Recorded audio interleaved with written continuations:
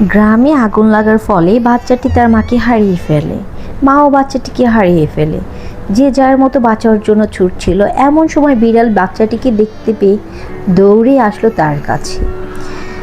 বিড়ালটি তাকে নিয়ে ছুটতে থাকলো বাঁচার জন্য, কিন্তু আগুনের পরিমাণ এতই বেশি ছিল যে সবাই অসুস্থ হয়ে পড়ল। বিড়ালটি এমন সময় তাকে ডক্টরের কাছে নিয়ে আসলো। ডক্টর জানালো সে খুবই অসুস্থ, তার জন্য ওষুধ লাগবে। বিড়ালটি অমনি চলে গেল ওষুধের দোকানে। যেহেতু সে বিড়াল ছিল তাই তার কাছে কোনো টাকা ছিল না। সে কিছুটা ওষুধ লুকিয়ে আনতে গেলে মালিকের কাছে ধরা পড়ে গেল।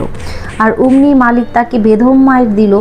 তবুও সে অনেক কষ্টে ওষুধ নিয়ে আসলো। এসে দেখে বাচ্চাটি মারা যায়। সে অনেক কষ্ট পায়, অনেক কান্না করতে থাকলো। একদিন সে বাচ্চাটির কবরের পাশে যায় আর গিয়ে দোয়া করতে থাকে যেন অ্যাঞ্জেলিস তাকেও নিয়ে যায়। সে তারপরে দেখলো সেও বাচ্চাটির কাছে চলে গেছে।